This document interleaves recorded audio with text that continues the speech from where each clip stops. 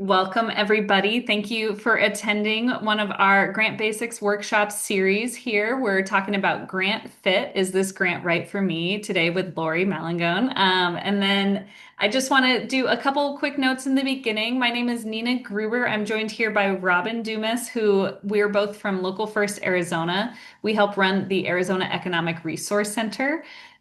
This is our work is to help build capacity towards grant success for different organizations throughout rural Arizona, but then also just throughout Arizona in general. We have set up these workshop series as a way to address some of the common issues that we've seen bubbled up with our various clientele. So we want to be able to address and give you this information, both as a resource for today. So thank you for attending today, but this information will be saved on our website, on our local learning lab from Local First Arizona, and then on the resource page for the Arizona Economic Resource Center. So these will be available. Lori did put together some beautiful worksheets for this work, and those are also going to be sent to you afterwards if you didn't get a chance to access them in advance of this call. But we will be sending that out to everybody along with a survey of the workshop so that we can make sure to continue to improve and get you information that you care about. So with that, feel free to type in any questions or engage. I know there's a couple of moments where Lori's going to invite folks to unmute even. So we're looking forward to this workshop. We have a great resource here in Lori, and I will let her get started. All right, thanks, Nina. Hi, everybody. My name's Lori Malangone. I work with Local First as a contracted grant writer. I am working right now as a consultant. I do grant writing and fundraising and a lot of freelance work with a lot of different nonprofits. My background before doing this, I was the CEO of actually a rural serving nonprofit. We did youth development, substance abuse prevention. So I'm familiar, when I saw the guest list, I'm familiar with all the places that you're all from, and I understand the challenges and also benefits in some ways with seeking grants in the rural areas. Our organization was mostly government grant funded, about 90%. So I had a lot of pressure to write good grants and to get a lot of grants out the door in that role. And so when I transferred over to more consulting kind of work, grant writing just made sense to me. So I won't talk too much about myself today, though. Let's go ahead and get started. Let's start with some polls just for fun to kind of see where everyone stands, see who we're talking to. How many of you have applied for a grant before? This is an easy question. Yes, no. You started but didn't finish. Feel free to pop in an answer there.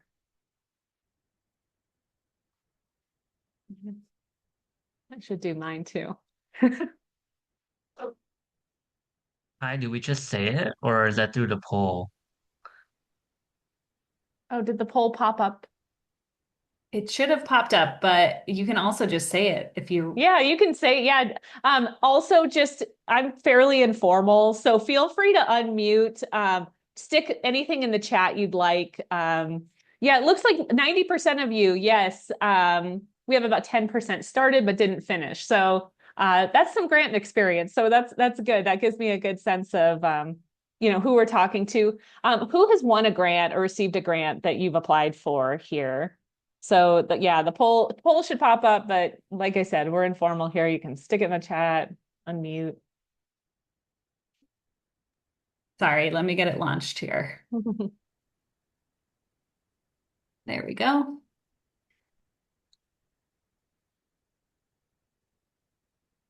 Ooh, we got some winners. All right. Oh, awesome. Check you guys out. Right. That's a big deal. And then just, for fun, who's applied to a grant and then just like never heard back? Yes, I was ghosted. No, I always hear back. Not sure. Maybe you don't keep track of what comes back. Um, I always think that's a funny question because sometimes you feel like you submit these grants and they go into a black hole or a vortex where you never, like, who's reading this? Did anyone read it? Is there anyone behind this? Yes, I was ghosted. Oh, okay, right. We have a lot of people who have always heard back. That's a good thing. So yeah, you're in good company if you've been ghosted. What we're trying to talk about today here, and you can go to the next slide for grant fit, is hopefully to find good grant fits. Sometimes you get ghosted anyway, right? But hopefully, if you find a good fit and put a great proposal together, you'll at least get some sort of response back. So today the goal is going to be to look at whether a specific grant opportunity is worth pursuing, to take a look at the funding opportunity announcements and see how to like interpret that and assess that.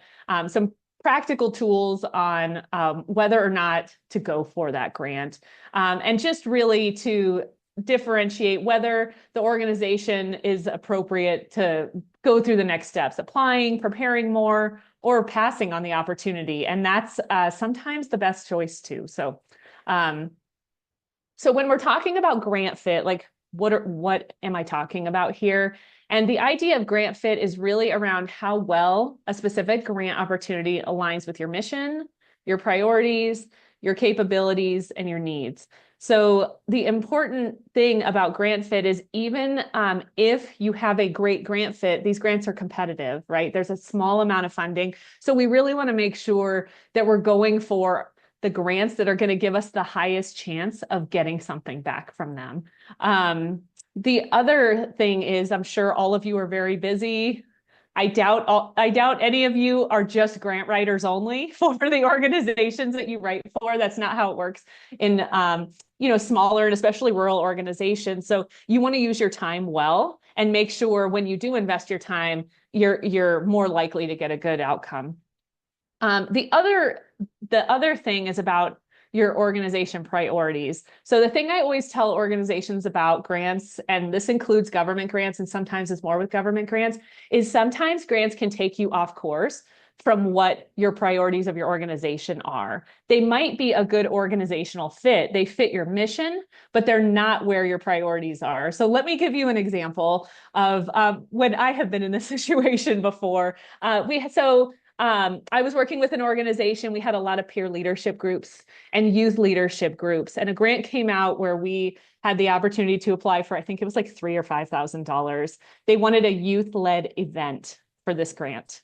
So we thought it would be a great idea to write for this grant and do a youth event. We were not planning to do a youth event. It was not a part of our organizational priorities. And we decided we're going to go for it. We actually got the grant. We must have written a good one. And when we got it, we ended up spending a tremendous amount of time putting this youth event together. It was, like I said, not a part of the priorities. It turned out to be a fine event, but it took a tremendous amount of staff time. It took us off of the things that we were trying to work with our peer leaders to do.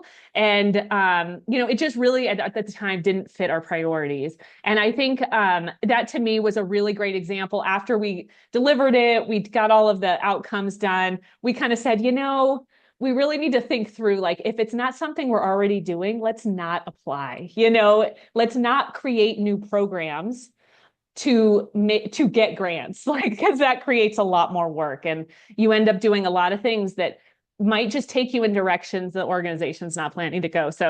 And the other thing is about your needs when you look at grant fit. So we'll talk about this in the next slide, and that way I won't keep going. Oh, can you go back? Sorry, I'll skip forward. Grant readiness is about your organization's capacity to actually deliver the grant, to write for it, and then to manage the funding. We're going to talk more about that as well. And of course, grant writing, just putting together a proposal. Sometimes that's actually the easiest part of the whole process, right? Just sitting down to write it. It's about the difficult part sometimes, and the part that really requires a lot of judgment is in the grant fit and the grant readiness. So sorry, Dina, if you could go forward.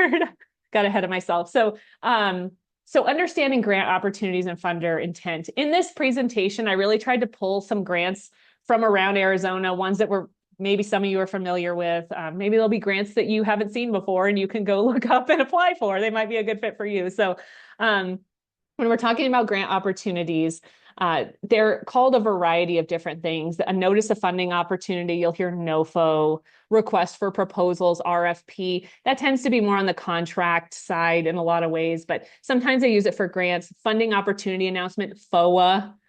So all of the acronyms that may help as you're like working through this process. And, I put the creative capacity grant here from the Arizona Commission on the Arts, and you might not be able to read um, the little type font, but I wanted to use this as an example for different eligibilities because theirs is a little more complex. And so if you read through this one, you'll see that there's 8 different levels you can apply for. The budget size is one of them, you can have an annual budget between 4,000 and 400,000. And then if you look through level 6 through 8, you're looking at a minimum budget of 400,000, but you have to have a full-time art director. So there's all of these different things you have to check off in order to even be able to apply for this. And so this one is just so complex. You can download the print guidelines. This is just kind of the quick look at it. But really, when you get into it, there's a lot of different nuanced things that you have to check every single box in order to be able to apply. And so that's kind of what we're looking at today. If you go to the next slide, I have an example here of the different, this is an example from TJX. TJX is TJ Maxx, if you're familiar with it. I think it's Home Goods too. So they have this process. They're open most of the year. They do give money to Arizona. I have secured one of these for an organization before. So they're not one of the ones that you're like, does this place exist? They never get back to you. Yeah. So if you look at their, this is kind of a great example of their mission, what their priorities are, what their guidelines are, and then what they do not accept. So as we're looking through this, you want to look for things. What makes me ineligible as I looked through this? So they support a lot of different things, basic needs, access to opportunities out of school. I won't read the whole thing through. Workforce readiness, safety from relationship abuse. So does your program fit into those things? The answer is maybe yes, absolutely. Maybe you do workforce readiness, but just a portion of your people are 16 to 24, right? So now you're like, oh, I don't know about that. So as you get down to the giving guidelines, to be considered for a grant, you should be aligned with their mission. That's pretty easy. Provide services within 15 miles of a store or distribution center. Anytime you see this, the first thing I do is get on Google Maps and look and see how far our address is, right? And if I can get kicked out of the eligibility there, I'm going to say, let's not do it, right? I don't want to get into the whole mission when I don't actually am within 15 miles. That's an easy thing to see, okay, am I eligible here? You have to have existed for the last 12 months. You can't have gotten funding from them in the last 12 months. And then you need a non-discrimination policy. And that's just a piece of information. If you don't have a non-discrimination policy, most of these grants have that in there. I think it might be a part of the IRS regulations for foundations. So that's something you can work on before you start applying for grants, but making sure you have that in place. And then, okay, so maybe you've ticked off all that. We're good.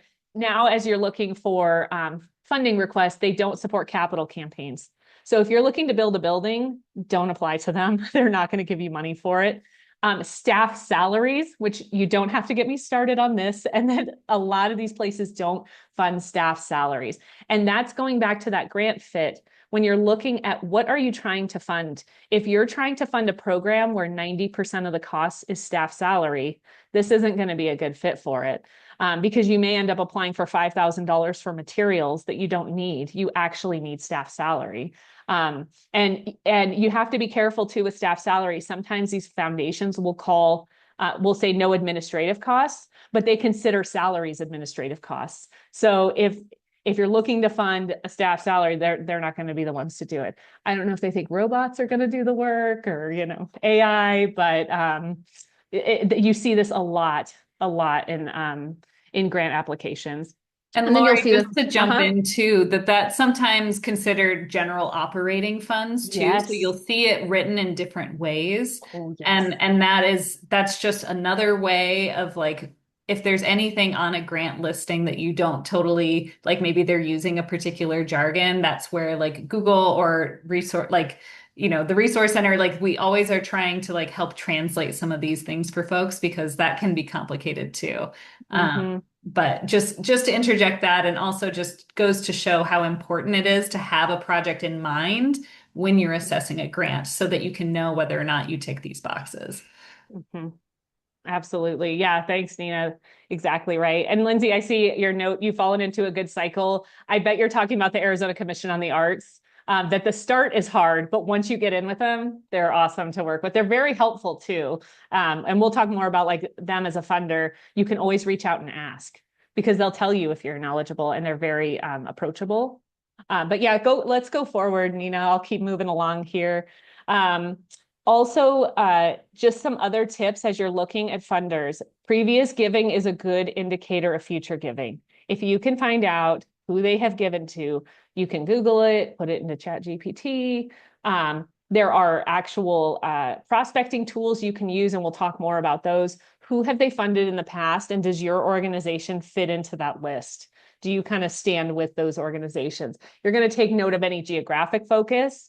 Um, so, maybe they're a national funder. They haven't funded anything in Arizona, like ever. So that's going to be a hard request. Now you can look at the mission and say the mission's such a good fit. But again, you're looking for things to say, maybe that's not a good fit, right? We want to invest our time where we know we're going to get something back. How many and and the size of the grants awarded.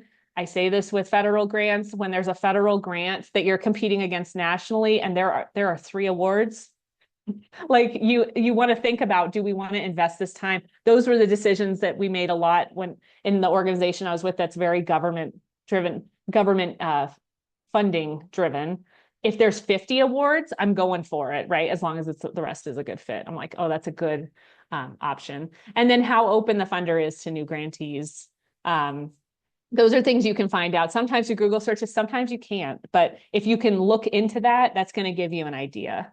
Um, so that's grant fit. We're going to talk a little more about grant readiness now. So now, we're looking at their requirements for us. And then on the next slide, we're looking at grant readiness for the organization. So when you're looking at, and there's a tool that's included in the in with this presentation that you can look at this. So as you're looking at grant readiness for the organization, you're looking at organization fit. We've kind of talked about that. Is it a good fit? The next thing that you're looking at is the proposal content. You pull the application, right? How in depth is this? How much of the content do we already have written? And how much is going to be brand new content that we actually have to sit and write? Because, for those of you who submit a lot of grants or have submitted a few, you can copy paste forward. That's what we do, right? Like you want to use language that has worked and has been successful. So if you're rewriting a lot of new content, that might be something to consider as you're looking at whether to go for a grant. Also, the deadline for the application. Are we looking at 6 weeks? Are we looking at 5 days? And then you go back to the proposal content. Is it content you already have and we can get it out in 3 days? Or is it going to take, time to really rewrite something for it? So what's the deadline? And then sustainability. Is there a chance you'll get refunded for this? Does it require matching funds? Are you going to have to find or raise money to support this specific grant program? That again, is it going to take you off of the priorities for your organization? How sustainable is it? And as you're writing the grants, as you guys know, a lot of times you have to tell these funders, we're only asking you for 1 year and here's how it's sustainable. So that's something to consider. Staff capability. Do you have staff currently with your organization who have the ability to write the grant and also deliver it? Are they available? Are you going to have to take someone off of something going on in the organization to put them to write this grant? And what's that going to do? These are so much of this, right? Judgment calls and decisions. You can't say, maybe at some point it would be the right decision. At some point it's not. So these are just things to consider as you're making decisions about whether to go for a grant. And then also the funding to cost consideration. A perfect example of this, and those of you who are familiar with the USDA rural facilities grants, I was working with an organization that was looking for a capital project, rural facilities. They were a good fit. Everything fit. We met with USDA and found out there was only like $50,000 available in the whole state. And then you can only ask for 25% of the project. So we were literally looking at maybe a $6,000 grant from this rural facilities. And if you're familiar with those grants, they are very complex. They are a lot to write. They are a lot to deliver. They have all of these government requirements of how you spend money. And we actually decided, you know what, let's look for some local funders. If we put out 3 or 4 requests for a couple $1,000s, we can raise this money with less requirements than going through USDA and applying that way. So again, like how much funding versus how much work it is. So things to consider as you're looking at your grants. Next thing. So this is kind of our interactive skill test. You can feel free to like chat, unmute. I have a few grants. Again, maybe good opportunities as you guys are looking for your organizations. I figured I'd throw some out there that you're like, oh, I can look into that. But also I gave you some qualities of an organization. And we're just going to kind of talk about, is this a good fit? So let's decide if this organization should apply. And you won't have all the information, so it could go a couple of different ways. So should we apply for Kroger here?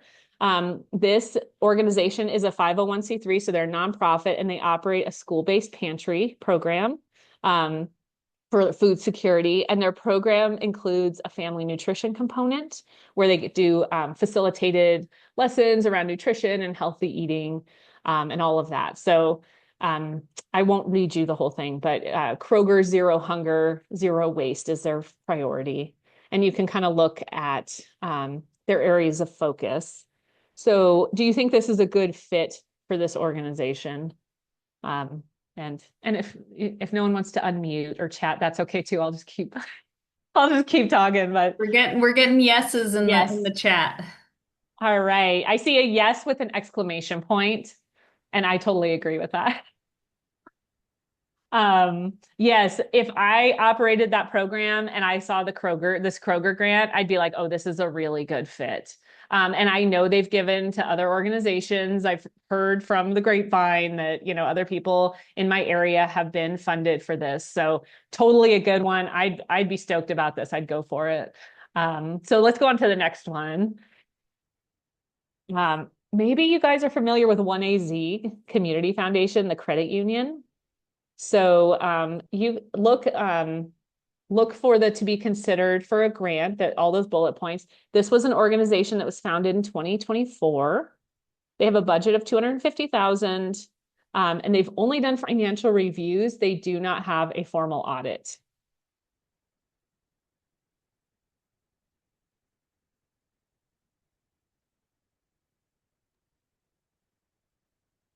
We've got one vote for not a good fit. Not a good fit. We got a plus Not a one on good that. fit. Yeah. Yeah. Yeah, totally agree. I don't know if you all have seen this one before, but I sat in on the webinar for this one last year. This is info from last year. If it's you, you can stick it on your calendar and look at it. But I sat in on the webinar for a small organization because I saw that it said it required audited financial statements, and this organization didn't have those. But sometimes these funders will say, oh, if you don't have the financial statements, you can submit this instead. You have to ask, don't ever assume. But when I went to the webinar, they're like, nope, if you don't have an audit, you cannot apply. Like that's the standard. And I was like, all right, I'm going to log off of this webinar now. Not a good fit, saving my time and moving on. So yeah, when they get to that financial review or that audit, for sure. But let's go on to the next one. So the Governor's Office of Youth, Faith, and Family, this is a grant that's actually currently open. It's due on Monday. So this is, if you were going to apply for it and you haven't looked at it yet, this is going to be one of those ones that you're like, I don't know if we can hit the deadline. But it only comes out every 3 years. So that you may reprioritize to get something that, no, I'm just joking. These are the things you think about, right? So this is the Trauma-Informed Substance Abuse Prevention Program. The organization has a budget of 200,000. They have no accounting and finance staff. It's obviously a small organization. They probably have an executive director and a program coordinator and, do some other work. You can see on the first box, those are all the application requirements. And then each of those sections for narrative also have a attachment, a fairly complex attachment that goes along with it. And then you can see the funding available at the bottom. So it looks like I see a couple not a good fit. Juicing worth the squeeze. Yeah. Yeah, this one I thought was interesting. I feel like you can go a couple of different ways, and this might be a little more tricky, but the reason that I would caution an organization going for something like this is that funding is allocated on a reimbursement basis. So this is an organizational capacity issue, not necessarily like an ineligibility. They're eligible to apply, but if you apply for a grant of $200,000 and you have a budget of 200,000, you probably don't have a lot of cash in the bank, and you're going to have to put the cash out and get reimbursed, which could be 60, 90 days. And maybe they're sitting on a mountain of money. I don't know. Maybe they just have a small budget, but they're sitting on a mountain of cash. If that's the case, I say go for it, right? But to be able to actually hire the staff, pay for the things you need, and then get reimbursed, you have to have that cash flow. So that's going to be something that the organization may consider to say, we don't have the capacity to actually deliver this if we got it. Because the governor's office will not front you money. Like they will only do cost reimbursement. And sometimes, they get behind and it goes on for months and you don't get paid, those kind of things. So I like the juice ain't worth the squeeze. So we'll go on to the next one is the Dr. Scholl Foundation. You may have seen this one. This organization is a 501c3. They're a charter school though. And they're seeking funding for a building expansion. So it's a capital campaign type project. You can look through those bullets and see, do you think they should go for it?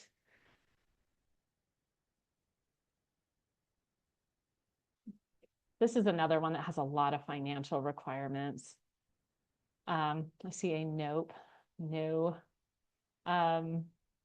Probably, if you're looking at the same things I'm looking at, the two things that I put in there, grants are rarely made to endowments or capital campaigns. Rarely. When you see the word rarely, the answer is don't do it. Okay. Unless you guys in the rural communities, unless the person who runs the foundation is your neighbor or the guy who works down the street and he tells you to because you know him and he's like, I run this foundation. And then we'll talk about it. But if this is just a grant application, we're not going to go for it if it says rarely, right? Also, publicly supported state, local, and federal government organizations are rarely considered for grants. So both of the rarelys. And like, it's funny because when I was looking at this today, I thought to myself, I should have put the video from Dumb and Dumber. You can see my sophisticated movie tastes. But from Dumb and Dumber, do you guys remember where he asks her, what are the chances of us being together? And she says, not good. And he said, like, what, like 1 in 100? And she's like, 1 in a million. And he's like, so you're saying there's a chance, right? You don't want to read that when you see the word rarely in a grant application, okay? Like, I was like, I should have gotten the video. But anyway, you guys know what I'm talking about because you have the same taste in sophisticated movies. So anyway, so let's keep going. Steps to determine fit and readiness. This is kind of just bringing it all together. So you're looking at a grant, it comes your way, you're reviewing the eligibility, you're looking for things that are going to like kick you out. Like that's what you're looking for when you read it. You're not looking to be like, oh, but we fit this. If something gets you out of there, review the eligibility, look at the timeline. Can you get it? Look at your capacity. and then prepare, right? You may just decide to skip this round and prepare for the next round. And we'll talk about some tools, how to like make sure you kind of stay up on that. But sometimes it's like, we're not ready right now, but let's get ready to do this. And then, the other thing to consider, what I find too with government grants is they come open, you have 8 weeks, right? And you're trying to build all this capacity in 8 weeks. And what I find with organizations is they'll say, oh, let's let this one go and we'll apply next time. But then what happens is after that grant, they decide not to go for it. They just set it aside, right? They don't start getting ready for it. They just say, forget it. And it comes up again. And now they're in the same position. So if you're going to skip, really think about how can you prepare for that next round? How can you really put things into place for that so you'll be ready? Sometimes those are quarterly rounds. Sometimes they're yearly. And sometimes they're, every 5 years. So the other thing is to pass. If it's not a good fit, pass on it. And we'll talk more about this too. If you pass on a grant, however you track your grants, write why you passed on it, because you'll never remember. Next year, when you look at it again, you'll never remember. But if you made a note that said, oh, we passed on it for this, save your time, right? That's still the case. We're not doing that one. And then, if it's a good fit, you're ready to go for it, write the grant. And remember too, that with or without funding, every grant application can be used as a tool for future funding, future applications. It can be used as a strategy for the organization. The thing that I say, and it's especially about government grants, is when you write like a government grant, you're essentially writing up a program. And it has an implementation plan and it has all of this stuff.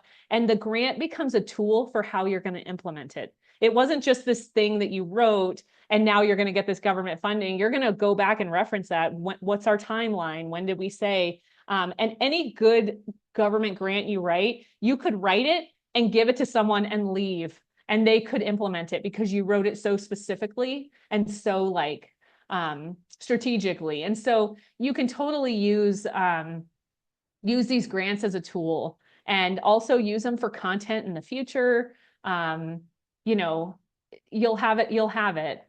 So that way you don't get discouraged, right? Because the reason we talk about grant fit is because we know that most of these grants don't come through that we're writing for, right? We're putting tons of stuff out and only a small fraction's coming back in. So we need to think of other ways to make sure these grants are working to our purposes. So, all right, next one. So here's a question. We're talking about grant fit. If you're in the same position I've been in, sometimes you might just get grants that come through emails, or you hear about them, or they're people you know about. And maybe those aren't good fits for your organization. So the question is, if you're getting these grants and you're like, yeah, but nothing's a good fit, right? Like, so what am I just not supposed to apply for anything? Here's some good opportunity lists to find grant fits. And, you might have to really weave through a lot of grants in order to find some that are a good fit. The Local First, of course, I'm going to promote them because Local First is the best. Their resource center has a newsletter. Thanks, Nina, for dropping that in the chat. They have a newsletter that they send and stick in your inbox. So when you're checking your mail, you can sit and prospect some grants. I open those emails every time they come, Nina, and I look through all of them and I look at the eligibility. There's about 5 or 6 of them. It takes me 5 to 10 minutes just to kind of see what kind of things are out there. You can subscribe. I love that it drops it in your email. Also, there's a grants page on the Local First website. So if you want to get more in depth than just the emails, all the different grants that they have prospected for all of these organizations is in there. Go there. Great place to start. The second one I love is the Vitalist emails. Those, they send them out, I think, monthly. And I mean, there must be 15 or 20 opportunities in there. The most current, they have government grants, a ton of stuff, lots of different types of organizations. Another great one Grant Station, I believe, is the one that actually sends you the name of the grant. Grant Watch will send you emails, but it won't tell you what the grant is until you pay for it. So Grant Station, you can totally get. Grant Watch, though, is a pretty good prospecting tool, and it's only like a couple $100 a year. So if you're looking, if you have a little bit of funds and you want something that's going to send you some options and you can look around, Grant Watch is actually a pretty good one.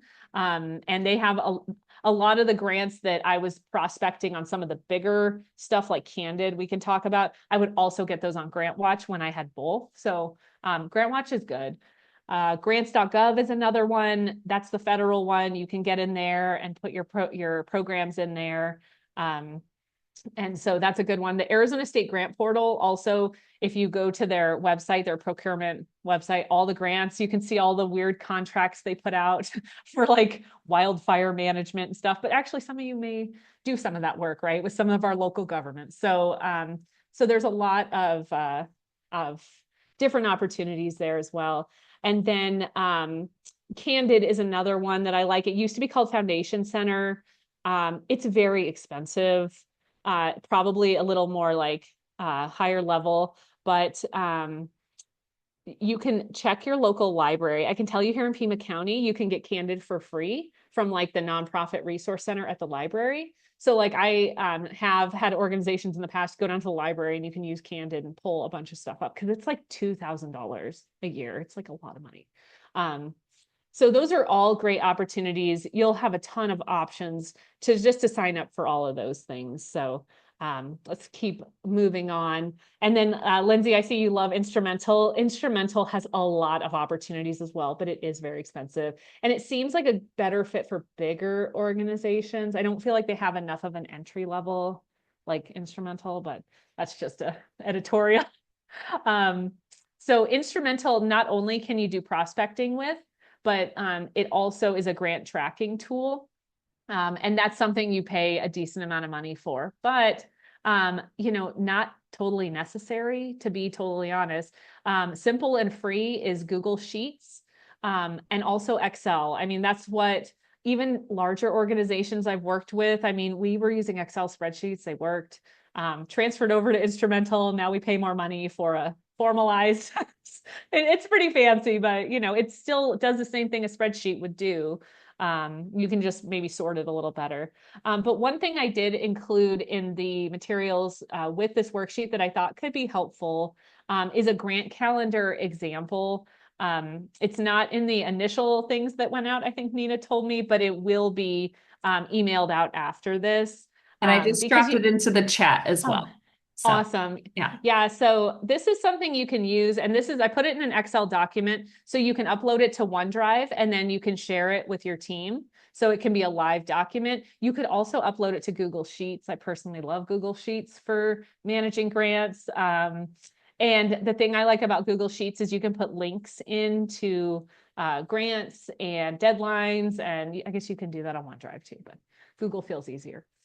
So that's a good option. I'll show you that example in the next slide as well. So this is just, again, you can add columns that you feel like is relevant, but it has each month by month, so it can help keep track of managing deadlines.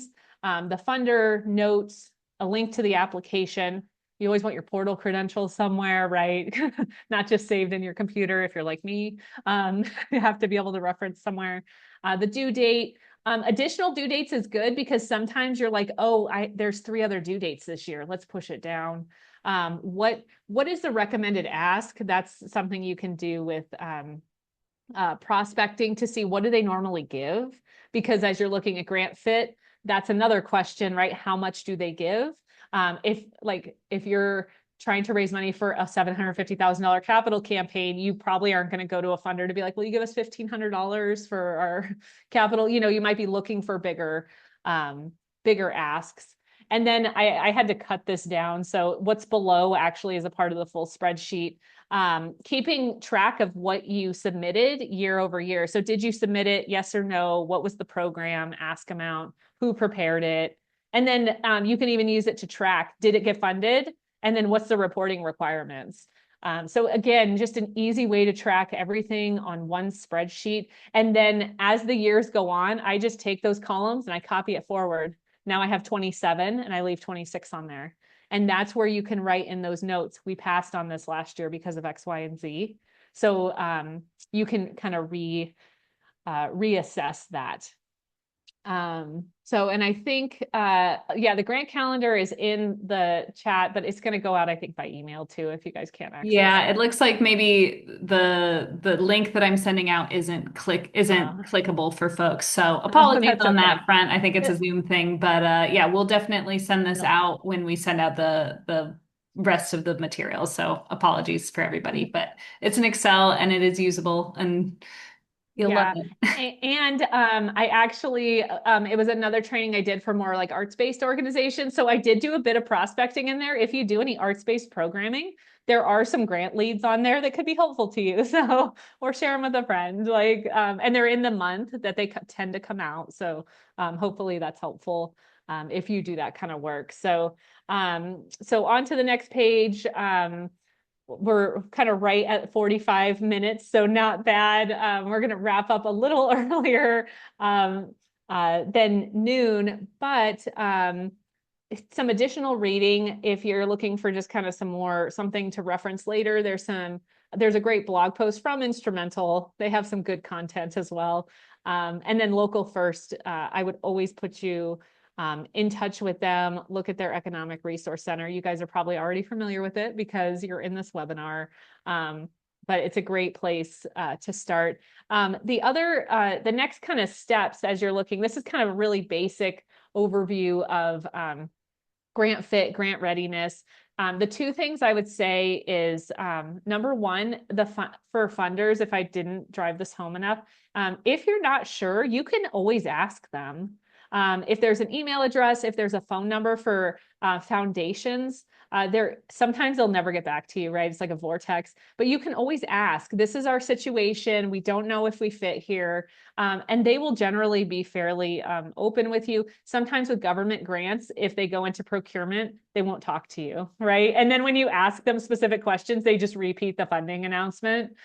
Sometimes you can't, but you can always ask. The secondary benefit to that is you can start building a relationship with that foundation if you are a good fit. Now they have, a name, organization that they're like, they may not be the person making the decision, but it can't ever hurt to ask. And then kind of the next level, as you really start looking at grant fit, all these foundations have 990s you can look at. That'll be like the next step level 2 of grant fit is like how to read a 990 and see, who they give funding to, and that kind of thing. But those are things you can find on a lot of these prospecting tools. And now a lot of stuff on the internet will actually interpret it for you and tell you. So you can use things like, Chat GPT to ask about what their 990 says and summarize that stuff for you. So yeah, and then like Nina mentioned, there's a couple of tools that'll go out, kind of the one pager. There's a rubric you can use to decide if you want to apply. And then there's that spreadsheet as well. And I hope those are helpful as you're determining grant fit. I'll open it up to questions. I've got about 5 more minutes, but I also just want to let everyone know my contact information's in here. If you're looking at a grant and you're like, I don't know if this is a good fit, anyone I train, I always offer, like, shoot me an email. I'm happy to take a look and just give you a quick look and a quick idea. Any way I can be helpful to helping nonprofits like obtain some funding and further your mission, I'm happy to do so. But yeah, I will stop talking now and leave it open for questions, or Nina or Ron, if you want to add anything else. No, this was wonderful. I'm seeing very positive feedback in the chat. Lori, I just re-emphasizing, it's so helpful to understand your grant fit when you know what it is you're trying to fund. This is Mhm. something that we try to communicate to all of our clients here at the Resource Center is that if you have a project in mind, you can so much better understand Yes. how it fits with a particular funder, with a particular grant opportunity. And I think that this was a really good experiential workshop of understanding, okay, what's the right fit, what works for me. And I think that that's it's a learning process. And again, do never hesitate to reach out to the funders. That relationship is also valuable, even if you're not necessarily getting the winning grant, the relationship could build up towards that eventually too. So I think Mhm. some folks mentioned with the Arts Commission, like it's valuable to be known to a funder as well. Mhm. So really appreciate your support here, Lori. And I don't see any questions bubbling up. So we can call it just a few minutes early here. So thank you all for being here. What I will share quickly in the chat is the various other grant workshop series that we are hosting. And also, Robin has just shared a survey in the chat too. So if you can give us your feedback, we'll be following up with the recording and a link to the survey as well in the next couple of days. Um, if you want to attend other workshops, please join us. We've got, I think, five more, something like that, six or seven more. And yeah, so we've got some really, really helpful materials. I hope that this is helpful. Do know that you can reach out to Lori. She is a wealth of information if this wasn't obvious now. And yeah, we are excited to continue working with you all. So have a good rest of your Thursday and be in touch. Bye.